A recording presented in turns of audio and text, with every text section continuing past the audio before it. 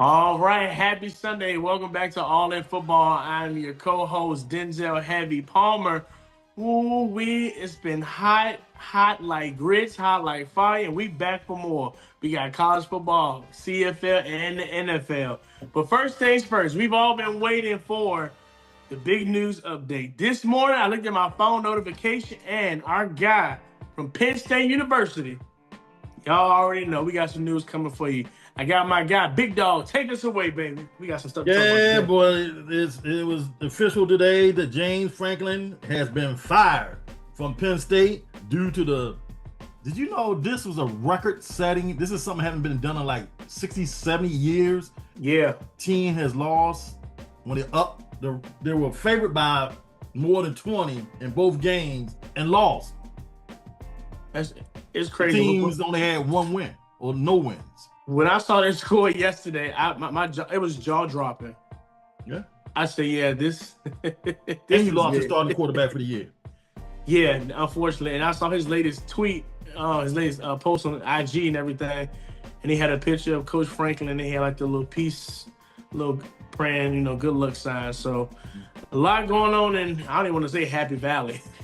It's Sand Valley, but maybe Rejoicing Valley right now. So, yes, indeed. Not happy at all. Well, you ready to get things started?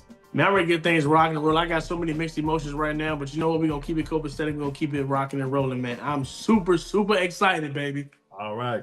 We're going to start off with the college football double reverse. Here we go. Friday. Number 24, South Florida went into North Texas for their homecoming. The North Texas team had the mean green, had all black and green uniforms on, but they got fouled.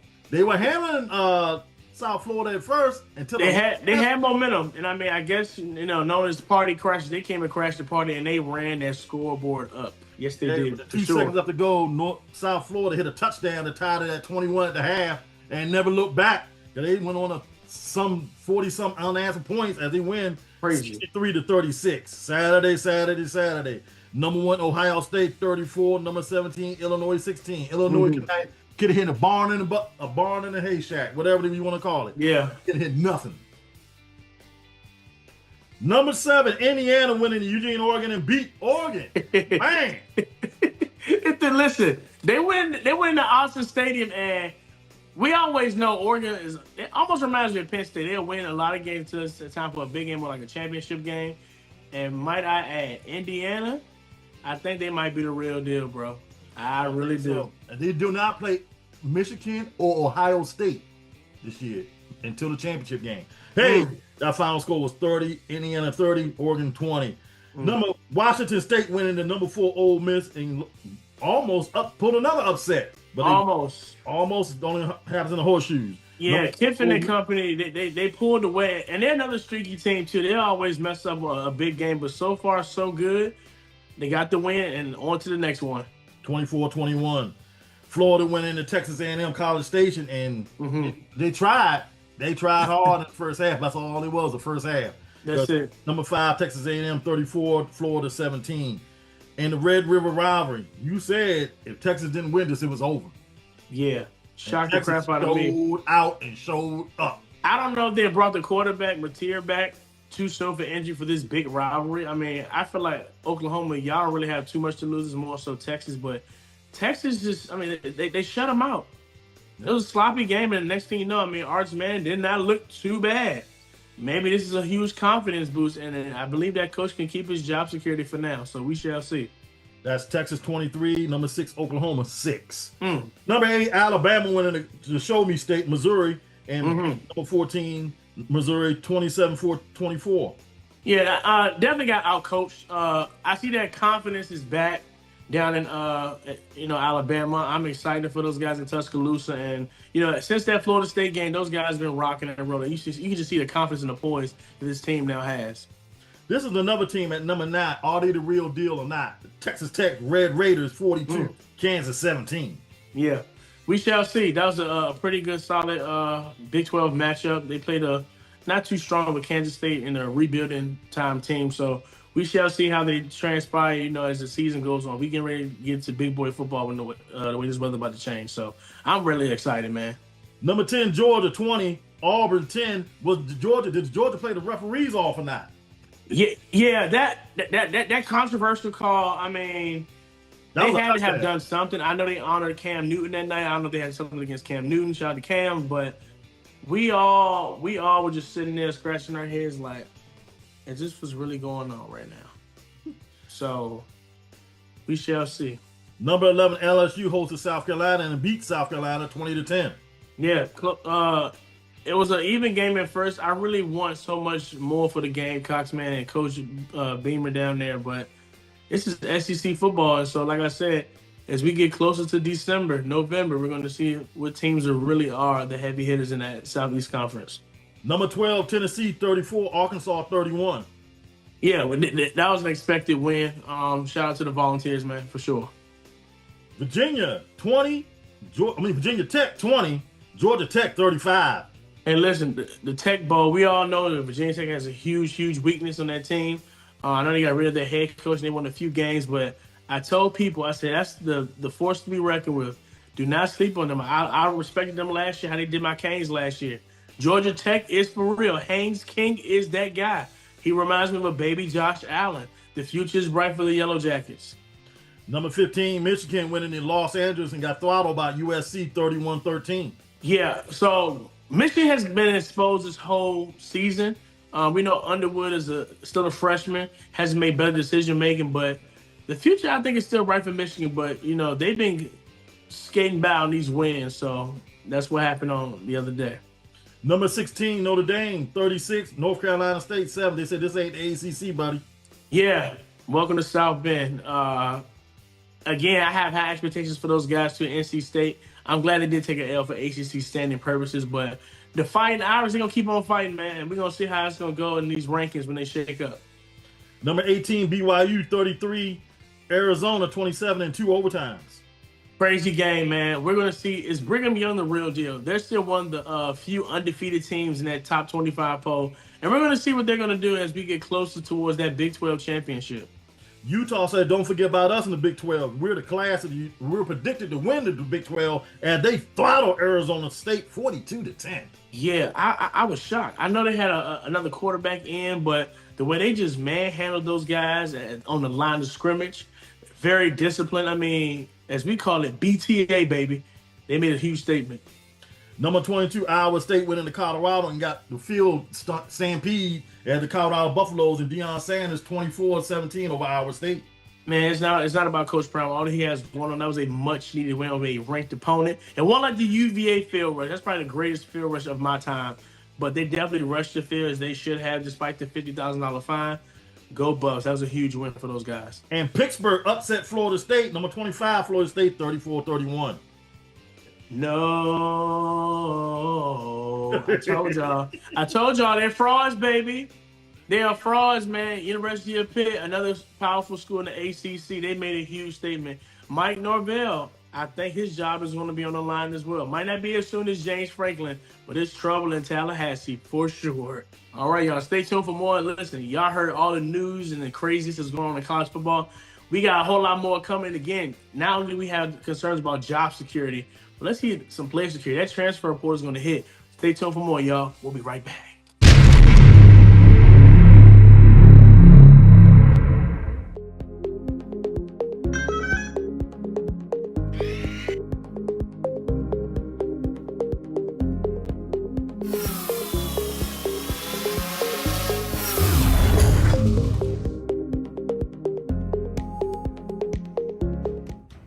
All right. Welcome back to All In Football. It is your guy, Denzel Heavy Palmer, my guy, Big Dog. We're going back to the college football, you all. Again, they're going to shake up those rankings. And I got that transfer portal getting real heavy. I even heard some kid retired in college football already. But guess what? Back to Big Dog. Take it away. Who you got? Louisville goes into the U and play Miami on ESPN Friday. Who you got? Hey, it's going to be a competitive game. These guys are coming off of a second bye week, so I expect the Canes to pull it away, but they're going to make it an interesting game in Louisville. They have something to prove. You got the Canes. Number 25, Nebraska, goes into Minnesota on Fox at 8 o'clock. Can't wait for that matchup. It's going to be nice and cold out there for the Golden Gophers, but I got Nebraska pulling away by a needle. All right. Saturday at noon on ABC. Number 10, LSU goes into Nashville to play number 17 Vanderbilt. Who you got? Ooh, I got, you know what? It's crazy. I like what LSU is doing right now, but I think Vanderbilt has something to prove after they lost to Alabama. So I got Vandy. I got the Commodores coming out with this one. Number 12, Georgia Tech goes into Durham, North Carolina, and play Duke on ESPN at noon. Oh man, listen, Georgia Tech is hot. Listen, they're gonna take care of business against those Blue Devils, man. Georgia Tech Yellow Jackets for sure. Number 14, Oklahoma goes into Columbia, South Carolina, plays South Carolina 12:45 on the SEC network. Hey, both teams have something to prove. The way they lost in that Red River rivalry, they definitely need to win this game. But Beamer, baby Beamer, they need to win this game. I actually have South Carolina winning this by a field goal. Number 1, Ohio State plays Wisconsin and Madison at 3:30 on CBS. I do not know why Wisconsin is constantly on TV. They're not that good of a team. Go ahead. Now, I think it's based on the history of the school and everything. Powerful Big Ten school, great academically, pretty good athletically. But I got those guys, Buckeye Nation, taking over Wisconsin cheese, baby. Michigan State goes into Bloomington, Indiana, play Indiana on Peacock at 3:30. Who you got? Oh man, Bloomington, Indiana, Hoosiers, baby. They're gonna take over. Those guys are for real. They made a huge statement when they beat Oregon, so watch out. Number 4, Texas A&M goes into Arkansas at 3:30 on ESPN. Who you got? Hey man, it's not gonna be nowhere near as loud as Kyle Field, known as a 12-man for Texas A&M, but I got them going to Arkansas to take over Aggies.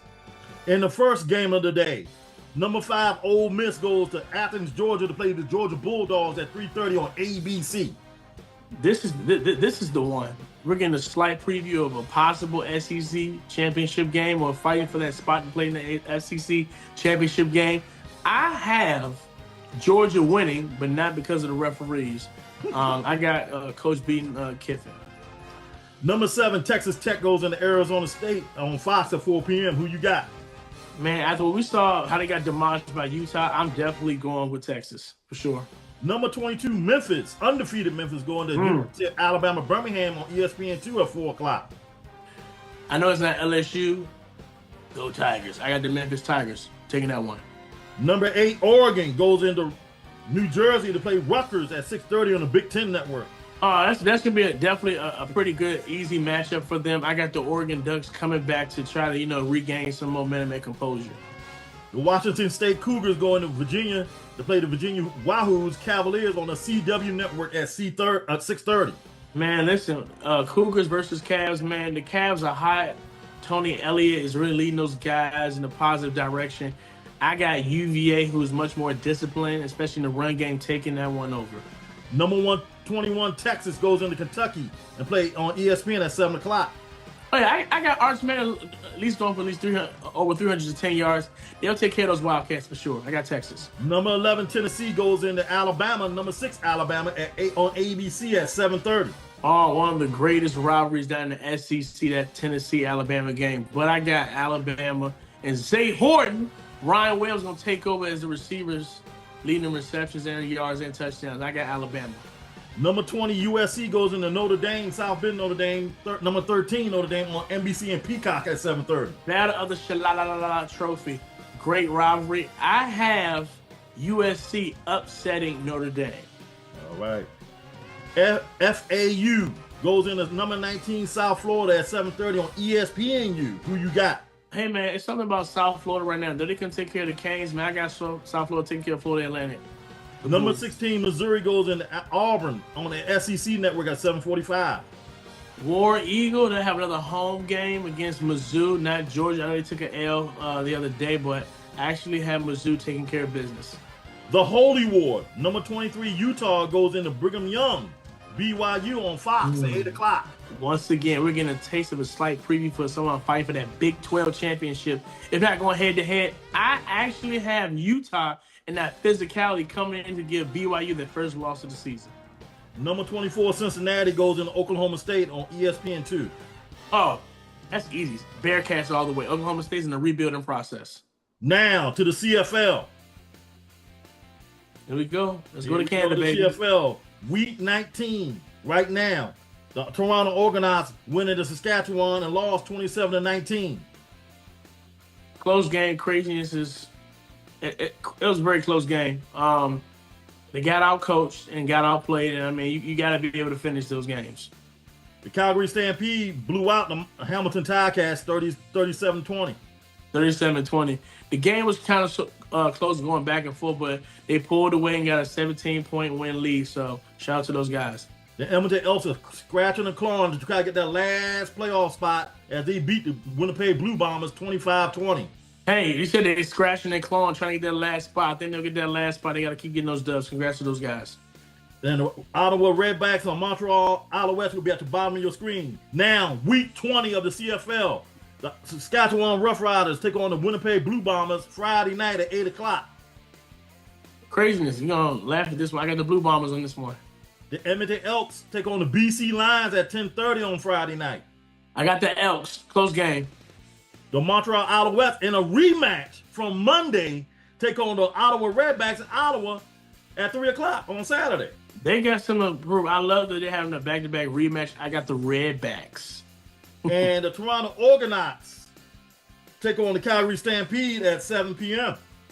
All right, I'm going with the Stampede to find a way. It's going to be a close game. I got Stampede taking over that one for sure. Big time. All right.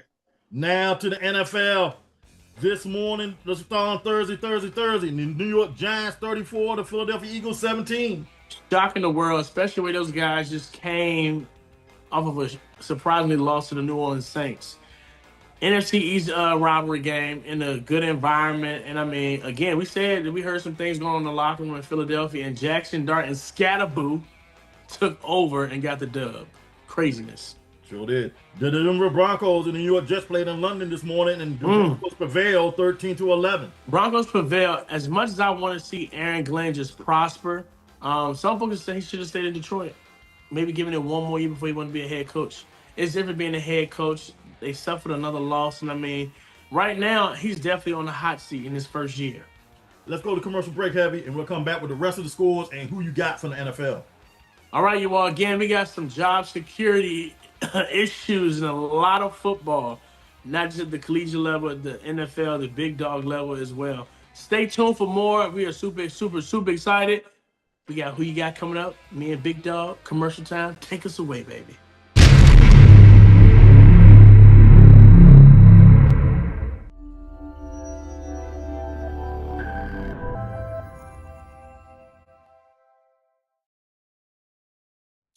All right, welcome back to All In Football. We getting back to the nitty-gritty of things, man. We want to see the bold predictions of who we have. Again, it's Heavy and my man Big Dog.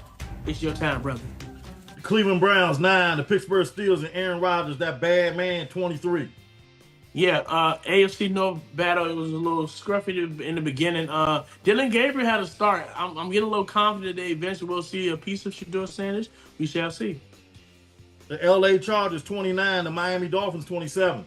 Hey, you know what's crazy? That game was closer than what I thought. They just got a guy from the Ravens, Odafe Oweh, who got his first sack in a different system. Though coached by another brother, but hey, they found a way to pull it off, and Miami didn't look too bad today.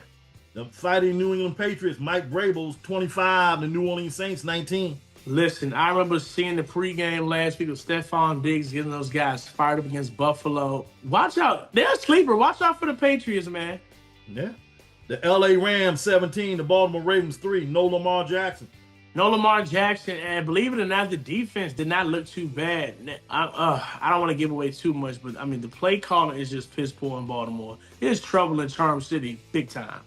4 weeks in a row, you lose in the last 2 minutes. The Arizona Cardinals 27, the Indianapolis Colts 31. I mean, we say this every year. They start off hot with or without Kyler Murray. Marvin Harrison Jr. went back to his dad's old stomping grounds, got injured or whatnot. Wilson was injured. I mean, they fell short. Those guys are for real. Shout out to Tyler Warren from out of Virginia, by the way.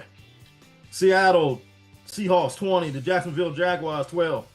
Hey, listen, are we really seeing what Duval is really about? They come off of a huge win last week against a rebuilding but not forgotten Kansas City team. And I mean, they still have playoff hopes right behind the Colts, but we shall see. Cowboys 27, the Carolina Panthers 30. Hey, it shocked me, but you know what though? Carolina, they had good ball control. They ran that clock and they come out with the victory. Carolina's an interesting team. They'll lose to raggedy teams, but they somehow beat like legit teams. But shout out to the Bengals, man. Yeah, that's true. Due to time restraints and NFL rules and regulations, the Titans and the Raiders will be at the bottom of your screen. The 49ers and the Buccaneers also at the bottom of your screen.